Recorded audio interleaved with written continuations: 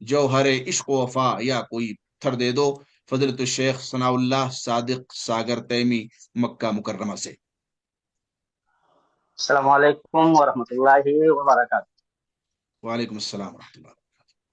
अल्हम्दुलिल्लाहि रब्बिल आलमीन वस्सलातु वस्सलाम अला रसूलिहिल अमीन व बाद। फ़अऊज़ु बिल्लाहि मिनश शैतानिर रजीम। बिस्मिल्लाहिर रहमानिर रहीम। वल्लज़ीना जाहदू फ़ीना लनहदियन्नहुम सुबलना। सबसे पहले अल्लाह पाक का शुक्र और उसके बाद आप इखवान का शुक्रिया।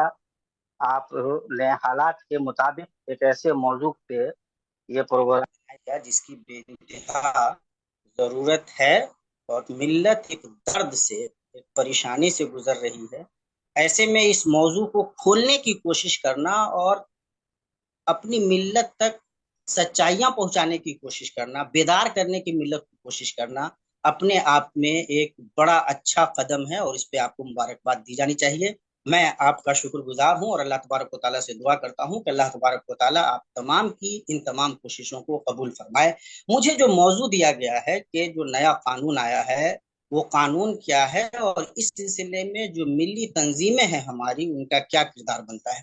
देखिए, अब लगभग ये बातें खुल गई हैं, हमारे लोगों को पता चल चुकी है कि ये जो कानून नई शक्ल में आया है ये दरअसल बुनियादी तौर पे मुसलमानों से अमलाक छीनने की, औकाफ की अमलाक छीनने की एक बड़ी ही अजीबो गरीब प्री प्लान कोशिश है। आप जब कानून एक्ट, ये बिल जब कानून बन करके आ गया है, उसका मुसवदा जब सामने आया है और माहिरीन जब उसका जायजा ले रहे हैं, आप जब शिकों पे नजर डालेंगे तो आप इस हकीकत पे पहुंचेंगे कि हुकूमत ने हर उस दफे को कमजोर कर दिया है जो दफा वक्त को मजबूत करता था। हर वो सेफ्टी वर्क जो था वक्त को बचाने का, उसको हुकूमत ने छीन लिया है, कमजोर कर दिया है और सूरत हाल ऐसी बना दी गई है कि मुसलमान की ये बड़ी दौलत उनके हाथ से निकल जाएगी।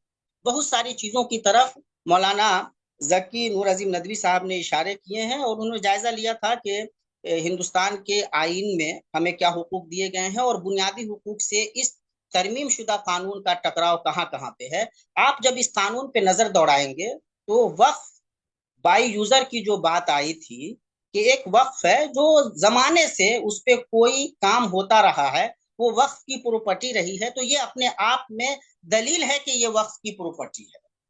पहले हुकूमत ने इसको खत्म कर दिया था कि नहीं, इस बुनियाद पे कोई प्रॉपर्टी वक्फ की नहीं मानी जाएगी कि वो लगातार वक्फ के यूज में रही।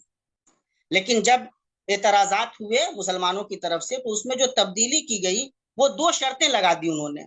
वो एक ये कि वो मुतनाज़ा ना हो, यानी किसी को एतराज ना हो तो वक्फ की मानी जाएगी, हुकूमत को एतराज ना हो तो वक्फ की मानी जाएगी। यानी अगर हुकूमत एतराज कर दे तब भी वक्फ की नहीं होगी, और अगर कोई तीसरा बंदा किसी भी शक्ल में जाकर के एतराज कर दे तब भी वक्फ की वो मिल्कियत वक्फ के हाथ से निकल सकती है। ये एक एक खतरनाक बात है। दूसरे बोलते ना कि कान को ऐसे ना पकड़ करके ऐसे पकड़ लिया गया है और हाथ से ये जो बड़ी दौलत है वो किसी न किसी तरह से ले ली जाए। और जब इस पे गौर करेंगे, वक्फ बाय यूजर को इस तरह से समझना जरूरी है कि जितने हमारे मिल्ली मसाइल हैं, मिल्ली काम हमारे जहां से होते हैं, मसाजिद हैं, बहुत सारे मदारिस हैं, कब्रिस्तान हैं, ईदगाहें हैं और भी लाइब्रेरियां वगैरह हमने कायम की हुई है, उनकी अक्सरियत ऐसी है जो वक्फ बाय यूजर के तहत ही दरअसल वक्फ की मिल्कियत का हिस्सा है। अगर ये मामला गड़बड़ हुआ तो आप यकीन जान लीजिए कि मुसलमानों को आने वाले वक्त में बहुत ज्यादा मसाइल का सामना करना पड़ेगा।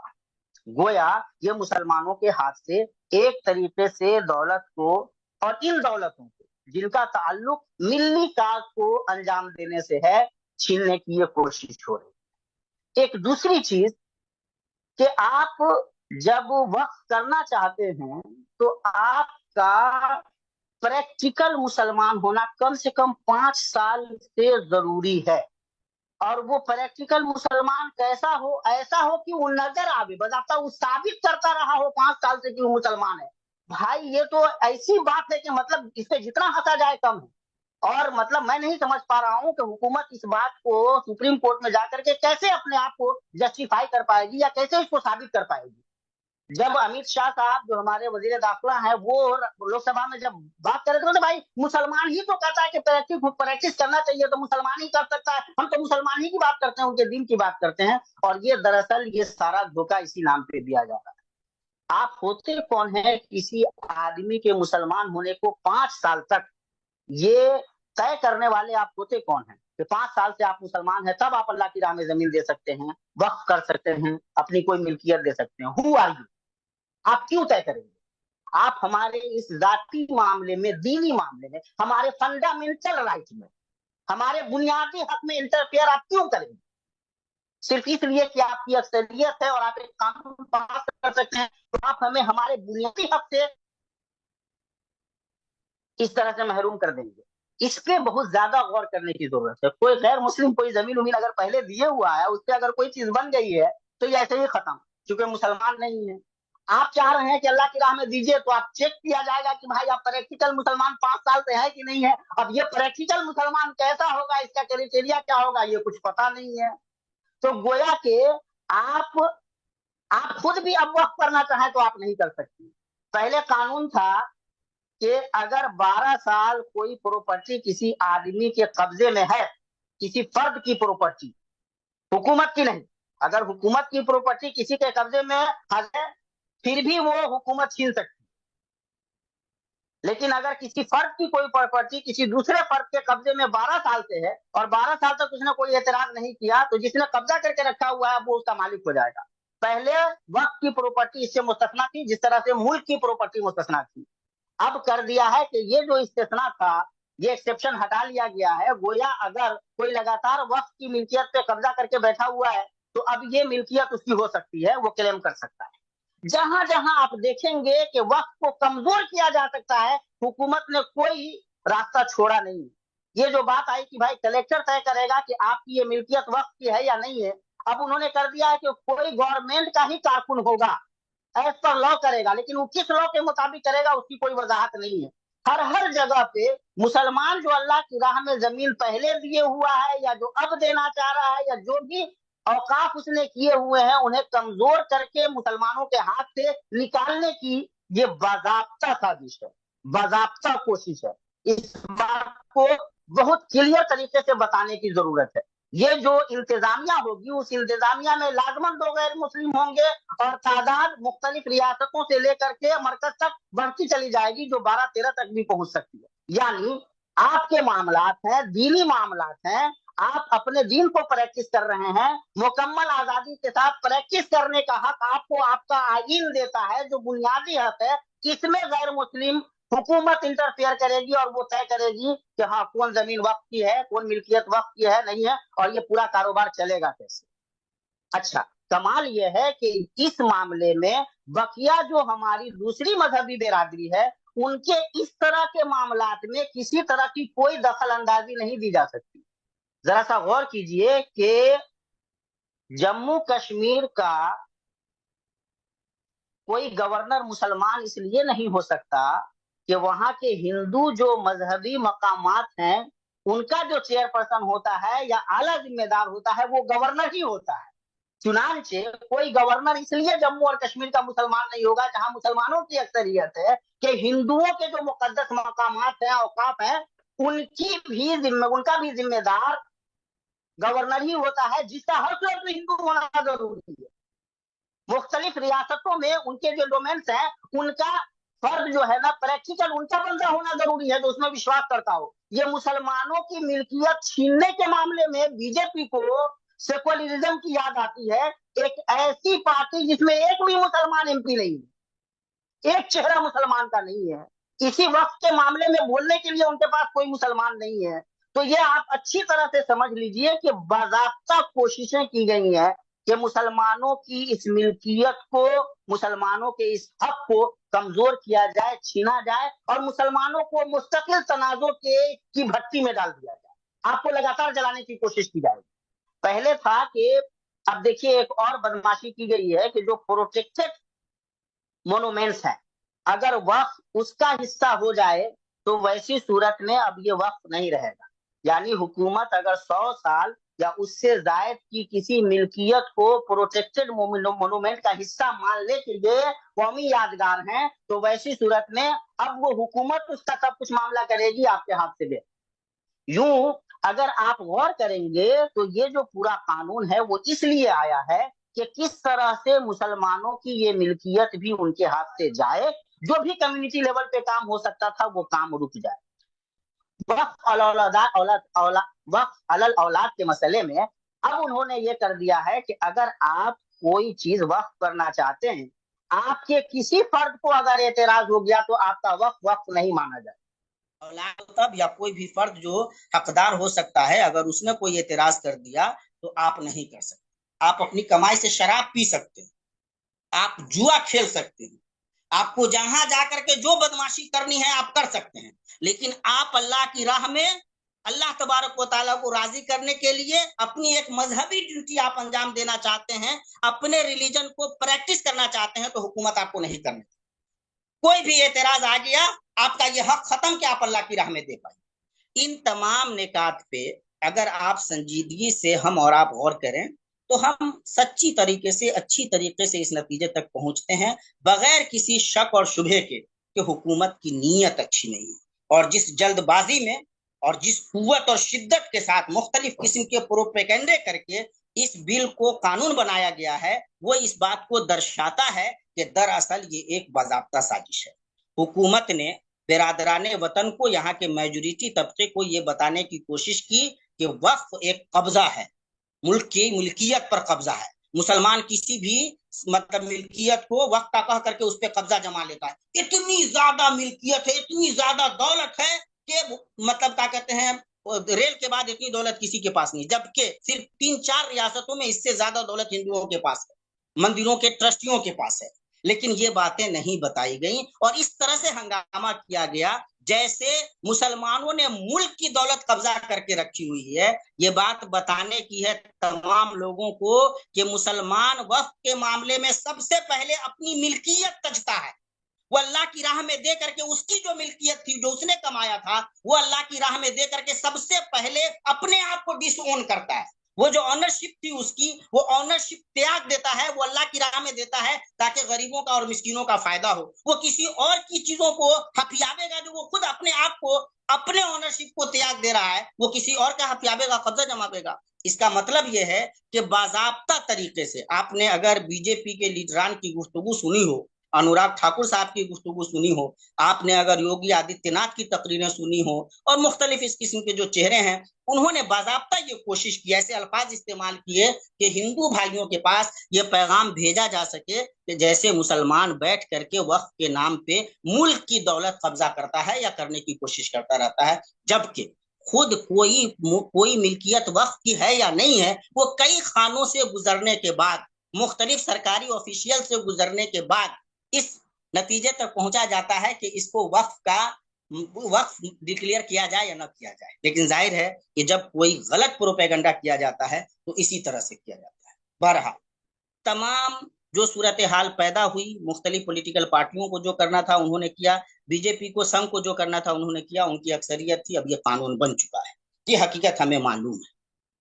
पॉलिटिकल पार्टीज को, कांग्रेस को, इंडिया अलायंस को जो कोशिश करनी थी उन्होंने की, और मैं दाद देता हूं, हमें ये हकीकत भी याद रखनी है कि इस मुल्क की इसी सरजमीन ने ये मुशाहदा किया कि हमसे ज्यादा कुव्वत से हमारे इस मसले को हमारे हिंदू भाइयों ने लड़ने की कोशिश की, हर कदम पे हुकूमत को चैलेंज किया। वो खुद भी सुप्रीम कोर्ट पहुंचे हैं, मुख्तलिफ पॉलिटिकल पार्टियां भी सुप्रीम कोर्ट गई हैं। उन्होंने भी ये बताया हुकूमत को कि ये फंडामेंटल राइट के खिलाफ है। उन्होंने बताया कि हिंदुस्तान के सेकुलर कैरेक्टर के खिलाफ है। उन्होंने बताया कि यहाँ का जो सोशल हार्मोनी का एक पूरा सिस्टम रहा है, उस सिस्टम के खिलाफ है। हम जिस तरह एक दूसरे के साथ मोहब्बतों से जीते रहे हैं, उसमें दरार डालने की कोशिश है, और हमारी ही तरह उन्होंने भी इस मामले में मुकम्मल कुव्वत से काम लिया, अच्छी कोशिशें सामने आई। आज भी बहुत सारे हमारे गैर मुस्लिम भाई हैं जो इस मामले में बहुत समझदारी से लगे हुए हैं। ऐसे में जो हमारी जिम्मेदारी है वो कई एक है। इनफिरादी सतह पे मैं बात कर रहा हूँ, अभी मुझे तंजीमों की तरफ आना है। इनफिरादी सतह पे पहली जरूरत यह है कि इस मसले को ठीक से जानने की कोशिश कीजिए,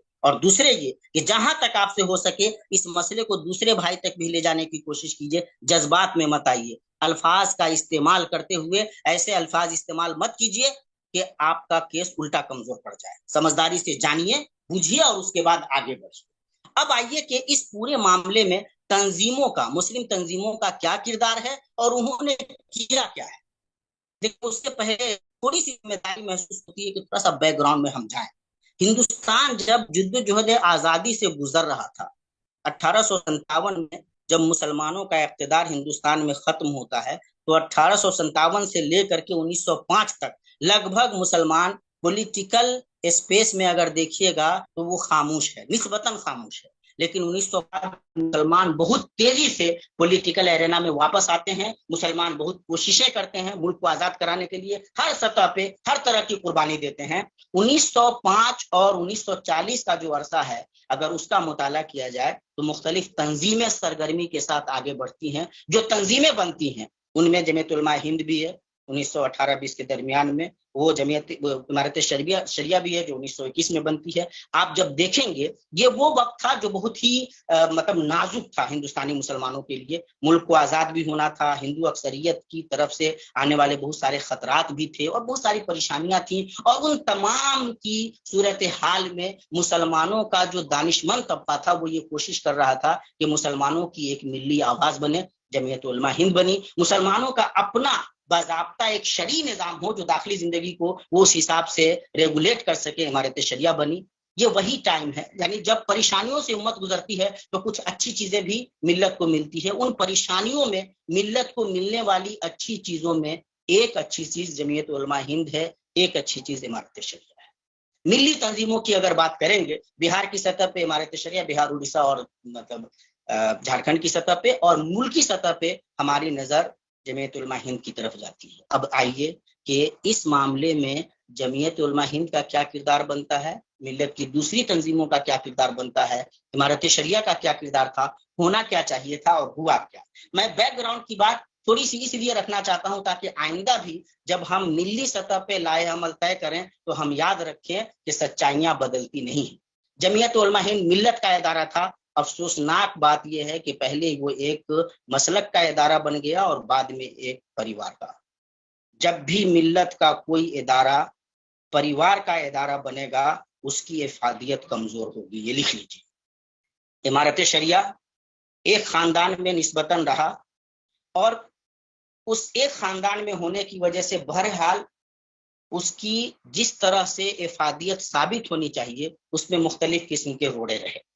ابھی جو صورتحال پیدا ہوئی بہار میں, جب امارت شریعہ نے یہ اسٹینڈ لیا آل انڈیا مسلم پرسنل لا بورڈ کے ساتھ اور مختلف دوسری تنظیموں کے ساتھ کہ وہ ایسی سیکولر پارٹیوں کے افطار پارٹی وغیرہ کا بائیکاٹ کرے گی اور اس کے خلاف دستوری طور پہ پیسفلی وہ مارچ کرے گی, تو جے ڈی یو نے باضابطہ کوشش کر کے امارت شریعہ کو دو خانوں میں بانٹ دیا.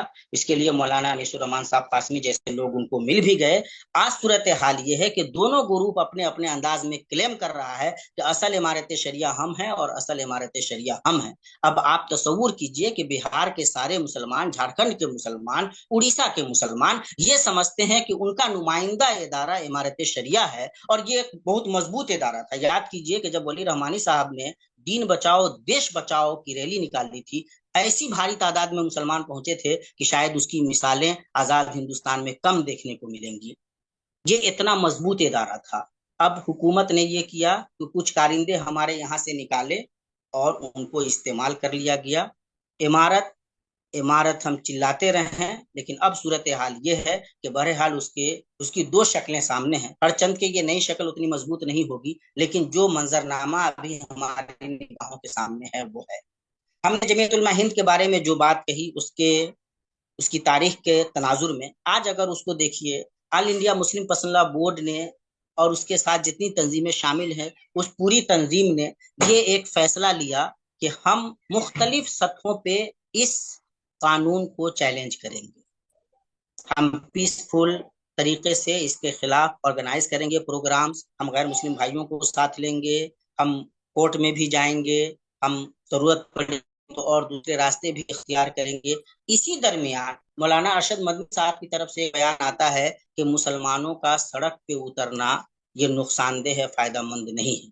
بھائی, جمہوری ملکوں میں جب ساری نگاہیں آپ کی طرف ہیں اور جمہوری ملکوں میں انسان کے حقوق منوانے کے جو جمہوری طریقے ہیں ان طریقوں میں سے اگر کسی طریقے پہ عمل ہوتا ہے اور آپ پہلے مرحلے میں اس سے پہلے کہ وہ اس طرف بڑھا جائے مختلف راستے اپنائے جا رہے ہیں اس سے پہلے ہی آپ نے ایک دوسری لکیر کھینچ دی، جبکہ آپ خود ابھی اگر ملکی سطح پر دیکھا جائے تو جمعیت علماء ہند کے سربراہ ہونے کی وجہ سے بھی، دارالعلوم دیوبند سے کے سربراہ ہونے کی وجہ سے بھی اور مسلم پرسنل لا بورڈ کے ایک بہت ہی باوقار ممبر ہونے کی حیثیت سے بھی، پھر وہ شیخ الحدیث اور ماشاءاللہ شیخ الہند کیا کیا ہیں، ان تمام حیثیتوں سے دیکھیں گے تو ان کی جو آواز ہے وہ بہت مضبوط اور مستحکم آواز تھی۔ میرا خدشہ یہ ہے کہ شاید وہ پریشر ہینڈل نہیں کر سکے اور انہوں نے ایک ایسی بات کہی جس سے بہرحال اس پورے کاؤس کو نقصان پہنچ سکتا ہے۔ اب جو دیکھنے کی بات ہے کہ بھائی تنظیموں کا کام انفرادی سطح کے مفادات کو بچانے کا نہیں ہے۔